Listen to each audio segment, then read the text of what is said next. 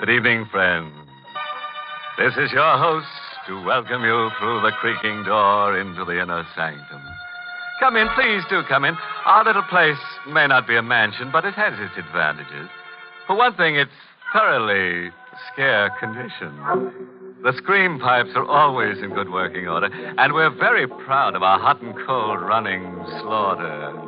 And the rent's quite reasonable, too. We get a cut break. As the trunk murderer caught by the police and asked for the whereabouts of his latest victim murmured, it's in the bag.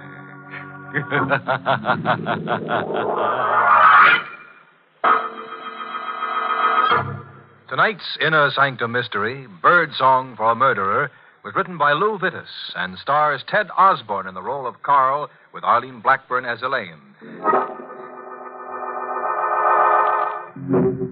Well, you've had your warning. Whatever happens from now on, you asked for. Just be sure the family is provided for. And now to our happy little anecdote for tonight. Bird Song for a Murder. My name is Carl Warner.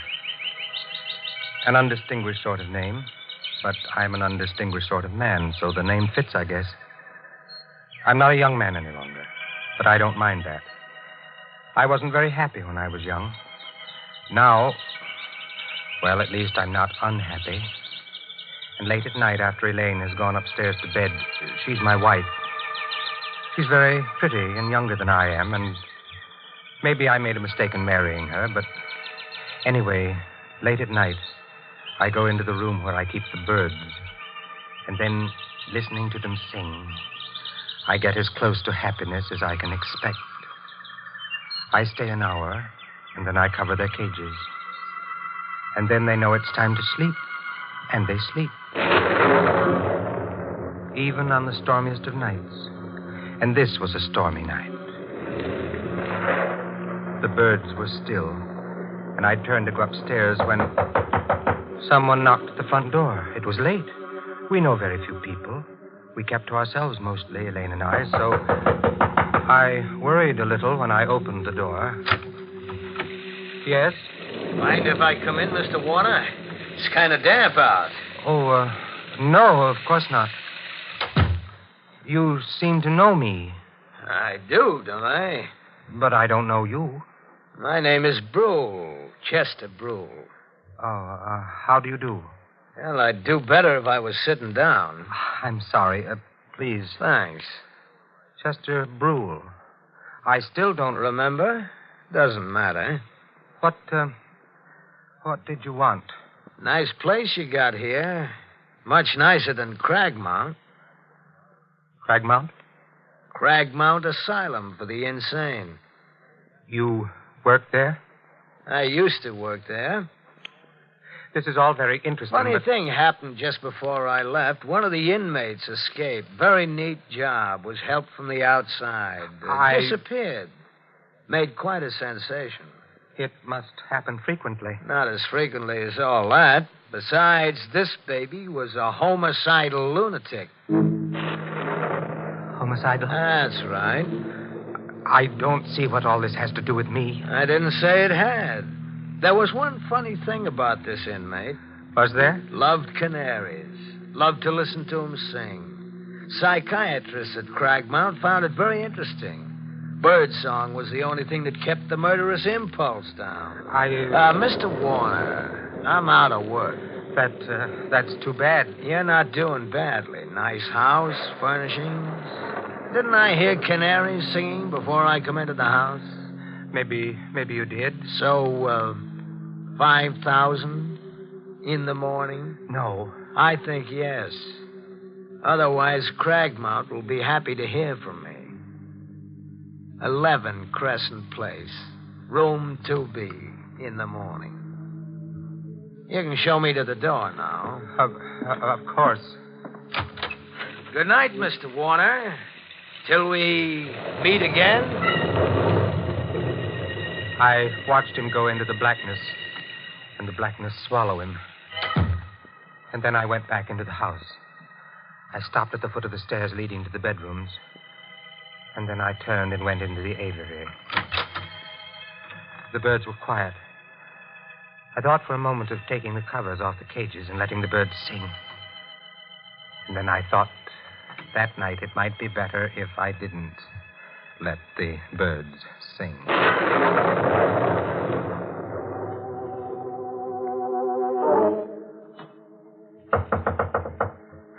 Okay. Who it? Oh. Couldn't wait till morning, huh? I didn't expect... Wait. That knife. No! Oh, I shouldn't have let you... Surprise. Oh.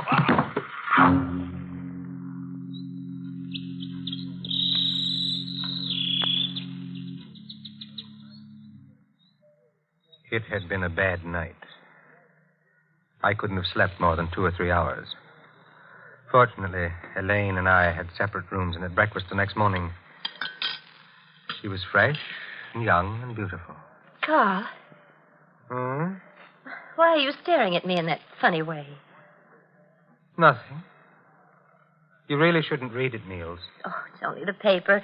So many exciting things happen. I can't wait till I get to them. Still... Oh, isn't that terrible? What is? A man was murdered last night. Not very far from here. In Crescent Place. Crescent Place? It's an odd name. Chester Brule. Carl, your coffee cup. I'm sorry, but I wish you wouldn't read the paper. It says that his canary, he had a canary, Carl, was singing when the landlady found the body. Oh, that's pathetic. Elaine, I told you not to read that paper. Darling. Give it to me. Carl, you're tearing the paper up. What's the matter? I'm nervous this morning. I don't remember your ever having been like this before. I told you I was nervous. Look, darling, why don't you go into the aviary, listen to the birds for a while? You love them so, and they have such a nice effect on you. I went into the aviary, as she suggested, and listened to the birds. It was quite a little while before I stopped trembling. Carl, Yes, dear? come into the kitchen. All right. I've been washing the breakfast dishes, darling, and found this among them. The carving knife. Isn't that funny? And besides, look at it. The blade's all covered with brown stains. I see. Sure, I washed it after dinner last night. Did you use it for anything? No, darling. Give it to me. I'll wash it now. Oh, I can do it. I just wondered. Oh, the door. Will you... No, give me the knife. You answer the door. But... I said you answer the door. Well, all right, but there's nothing to shout about. I don't know what's the matter with you this morning. I washed the knife. Quickly but carefully. Very quickly. But very carefully. It didn't take long. The stains hadn't hardened much. The brown stains. Carl? Yes? Someone to see you, a man. What does he want? Well, he didn't say, except that it was important. I'll go see him. He said he's a lieutenant from the police. There are 17 steps between the kitchen and our living room. I know, because I counted them while I was walking to see Lieutenant Gregg of the police. 17 steps to make my face polite, relaxed, smiling. But would I be able to hide the trembling of my hands? You're Lieutenant Gregg. My wife said you wanted to see me. That's right. Have I been parking in the wrong place again? I'm afraid this isn't so simple. Oh, you're beginning to frighten me. What is it about? Murder? Oh? Mr. Warner, did you know a man named Chester Brule? Chester Brule? Well, I can't say offhand. I've such a bad memory for names. I may or may not. Why? He's the man who was murdered last night. Well, if I'd murdered him, I'd certainly remember his name. Of course. You understand this is just routine. You see, we found your name and address in Brule's address book. I see. We thought you might be able to help us. The fact that my name was in his address book doesn't prove Prove that... anything? Of course not. Would the fact that Brule used to be an attendant in an insane asylum mean anything to you? Why should it mean anything to me? Well, I didn't say it should, Mr. Warner. I just Well, it thought- doesn't. Well, I guess that's that. Sorry to have bothered you, but we have to check every possible lead. I understand. I'll be going along now. Well, let me take you to the door. Funny thing, there was a bird cage in Brule's room with a canary in it, singing its head off. Oh? Well, lots of people are fond of canaries. Oh, sure. What was funny about it is that Brule's landladies swear Brule never had a bird. That is funny. The way it looks, the killer knifed Brule and then left the cage and the bird in it behind him. Doesn't make any sense unless you figure the guy who killed Brule was insane. Lieutenant Gregg of the police walked down the front path, across the sidewalk to a small black car, and drove away. I shut the front door. The birds had been quiet, but the slam of the door maybe started them off. And I knew that somehow I would have to get the cage and the bird in it out of Brule's room. I didn't know how I'd do it, but I'd do it, no matter how insane it was.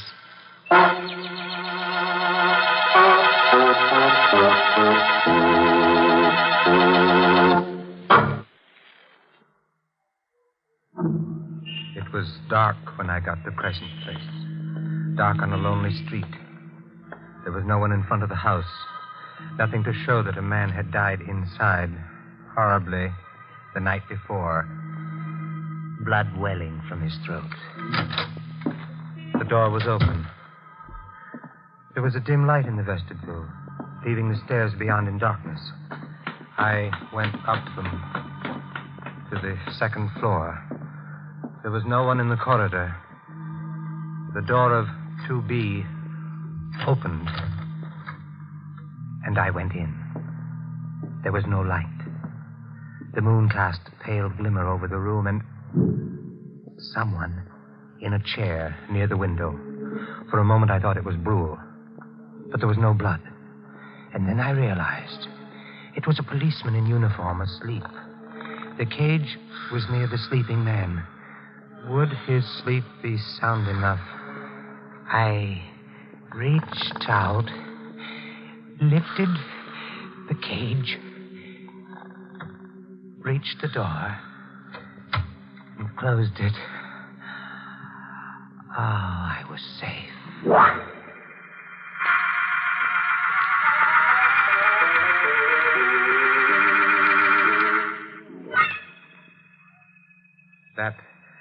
That would be a problem.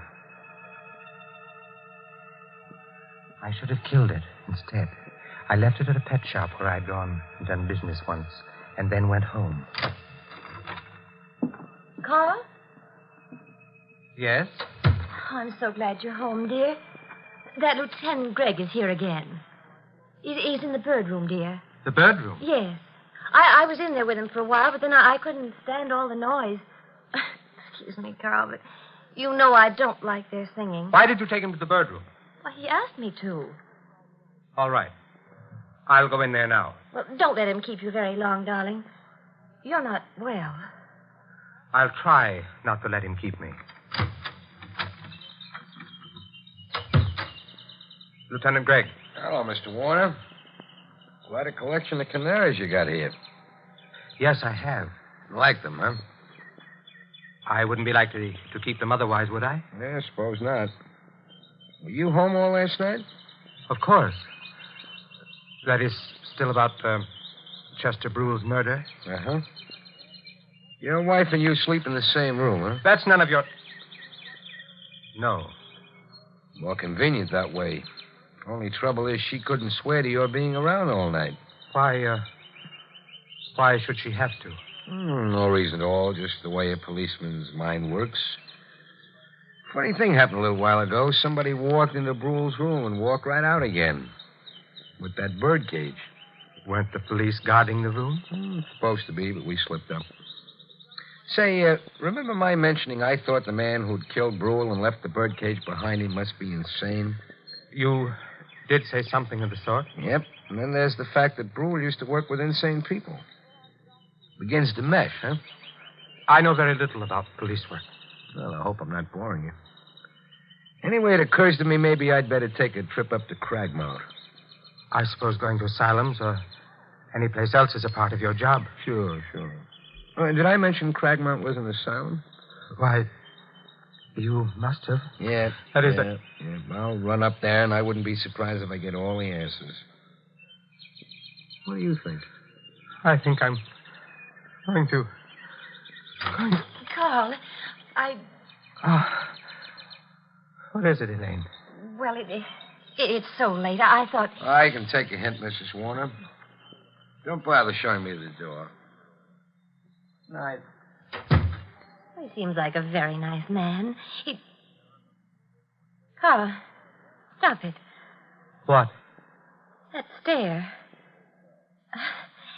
If I didn't know you so well, I'd say you were going mad. Go to bed, Elaine. All right, darling. Oh, Carl, look. Look at what? Through the window. The garden. Lieutenant Gregg didn't go away. He's down there. Get away from the window. Go to bed. Well, I'm going. He looks as if he's waiting down there for something. For what, Carl? I knew what he was waiting for. Elaine went to bed. To sleep. I went to my room. I didn't put the lights on. From my window, I could see him. It was very still in the house and outside. I went away from the window. Sat down. I knew I mustn't go to sleep.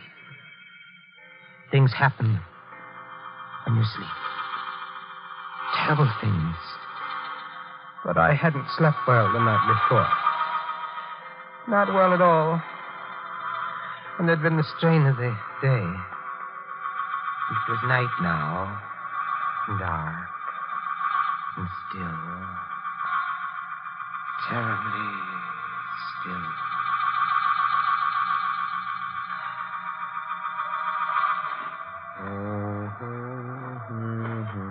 Gargan? Gargan?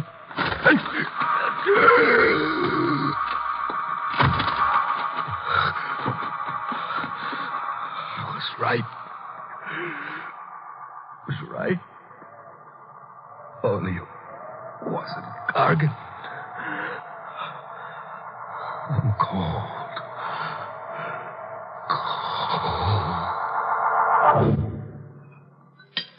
Oh, it's such a lovely morning, Carl. Lovely. I looked for Lieutenant Gregg as soon as I got up. He wasn't in the garden anymore. He must have got tired, gone home, or back to headquarters, wherever policemen go. Oh, dear, that's the Swenson's dog. And he got into our garden again. I'll have to get him out. Elaine, don't. Darling, he'll dig up all the flowers looking for bones. I'd better go. Elaine! Maybe he won't be there. Maybe somehow the truth isn't the truth, and I'm not... Elaine! Where are you? Oh, under the tree. Here. What? Look. Lieutenant Gregg. His throat. Come inside. All right. The kitchen. Oh, Carl, where are you going? The kitchen. What are you doing? The drawer, silverware. Yes, it's here. The carving knife. That's right. Well, I thought you washed it last night. I guess you didn't. You'd be wrong. I did wash it last night. The stains are still there. The brown stains. These are fresh ones. Elaine, get out of my way. I've got to go to the bird room. Oh, Carl, please don't go away from me. Carl! I was holding the carving knife in my hand. I started to put it down. And then I held onto it anyway. It would make taking the covers off the cages awkward, but I held onto it anyway. The birds were still. They'd remain still unless I took the covers off. Elaine. Carl, you must tell me. What's wrong? Don't come any closer. But Elaine, please. Not any closer. You've got that knife in your hand. Yes. The one with the brown stains. Oh, Carl. Shh, don't say anything. Carl, the night before last. Elaine, don't ask questions. That's danger. You were out of the house. No. Last night, when Lieutenant Gregg was killed. I was asleep. You have the knife, Carl. Yes. Give it to me. No. Please, Carl. No. Stay where you are. All right. You may keep the knife. Because... Look, Carl. A revolver. Yes. Lieutenant Gregg's revolver. I looked at her. There was a flush on her cheek. She was fresh and young and very beautiful and quite insane. Elaine, give that to me. Oh, no. No, I took it from Lieutenant Gregg last night. After he stopped crying. He always cry when you... Elaine. I didn't like the way you'd been looking at me, Carl. You were thinking bad things about me. You were thinking that maybe you'd have to send me back to Cragmount. I wasn't. You were, Carl. I knew you were. After Chester Brule died. Elaine. Stop where you are. All right, Keep your hand away from the birdcage. Don't pull the covers up. Don't! Carl, I've hurt you. Never mind. But I didn't want to. Oh, Carl. Are you going to cry? Like the others? I'll try not to. Because I wouldn't like that. I know.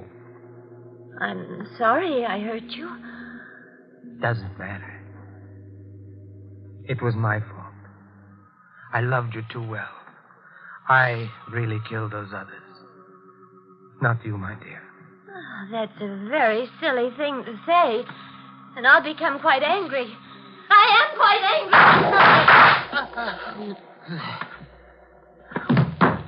Carl.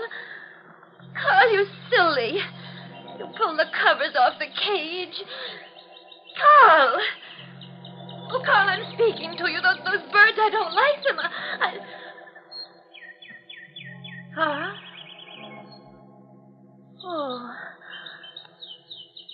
Oh, poor Carl. He's dead. I loved him. Now he's dead. But anyway, he didn't cry. He didn't cry.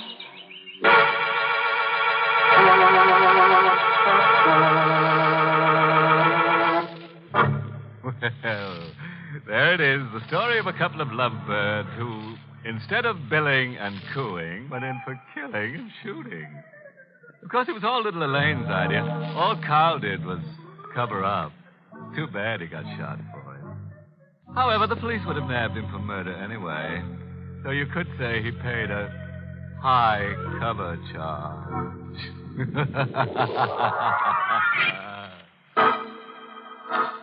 Be with us again next week at this same time for another Inner Sanctum Mystery. This program was originally heard in the United States over CBS, the Columbia Broadcasting System, and has been rebroadcast for servicemen and women overseas through the facilities of the United States Armed Forces Radio Service, the voice of information and education.